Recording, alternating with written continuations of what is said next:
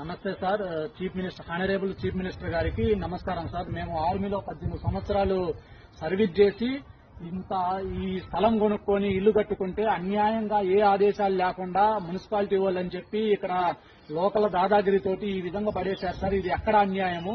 అసలు ఏంటి? అంతకాడికి మమ్మల్ని బార్డర్లో చనిపోయినా బాధ ఉండదు కానీ ఎంత అన్యాయం జరిగిన తర్వాత మేము ఏ విధంగా సర్వీస్ చేయాలనేది మీరే మాకు చెప్పాలి, న్యాయం చేయాలి. అసలు ఎవరు దీనికి అంతటికి కారణం ఎవరు, ఎందుకు చేశారు, ఏ కోర్టు నుంచి ఆదేశం వచ్చింది, ఇది పడగొట్టి వేరే వాళ్ళకి ఇవ్వమని చెప్పి ఏ కోర్టు నుంచి ఆదేశం వచ్చింది? మేము 2010లో ఈ స్థలం కొనుక్కున్నప్పుడు లేని దోబీ ఘాట్లు, లేని గవర్నమెంట్ ల్యాండ్ మధ్యలో ఎలా పట్టుకొచ్చినాయి?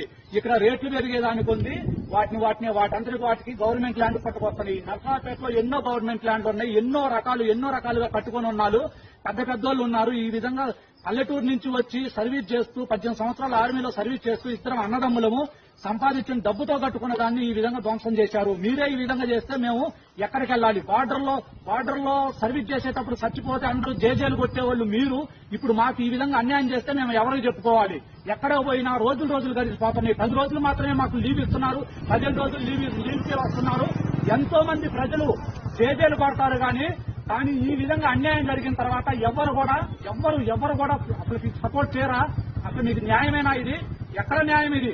మేము 18 సంవత్సరాలు సర్వీస్ చేసి సంపాదించుకున్న ఆస్తిని, మా పిల్లల కోసం సంపాదించుకున్న ఆస్తిని అంతకాడికి మాకు ఇక్కడే మా గుంతలు తీసి మమ్మల్ని బొక్కలో పెట్టినా కూడా మాకు బాధ ఉండదు. కానీ మీరు ఇంత అన్యాయం చేశారు కాబట్టి మాకు న్యాయం చేయాలి. ఎన్నో విధాలుగా కష్టపడి బార్డర్లో 12 సంవత్సరాలు మేము బార్డర్ ఏరియాలో నౌకరీ సంపాదించుకున్న ఆస్తి ఇది.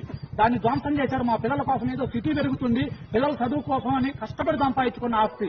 మీరు ఎంతో మంది జవాన్లు, ఎంతో మంది ప్రజలు, ఆర్మీ వాళ్ళకి అంత సపోర్ట్ చేసేవాళ్ళు మీరు మాకు ఈ విధంగా సపోర్ట్ చేయలేరా? అసలు ఈ విధంగా జరిగితే ఎవ్వరు ఒక ప్రశ్న కూడా అడగరా? ఏ వార్తలలో ఎన్నో హైలైట్ చేస్తారు, చిన్న వాటికి కూడా హైలైట్ చేస్తారు. అలాంటిది ఇంత జరిగినా కూడా ఒక్క న్యూస్ వాళ్ళు కూడా ఇలా రియాక్ట్ కాలేదంటే అర్థం ఏంటి?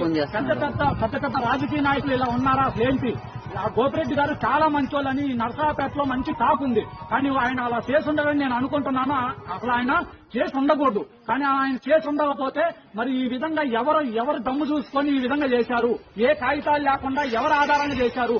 మున్సిపాలిటీ వాళ్ళు వచ్చేసి ఇప్పుడు మేము చేయలేదామంటున్నారు. ఇప్పుడు ఎవరు చేశారు అనేది మాకు కనుక్కొని వాళ్ళకి శిక్షించి మాకు న్యాయం చేయాలి. జై హింద్, జై భారత్.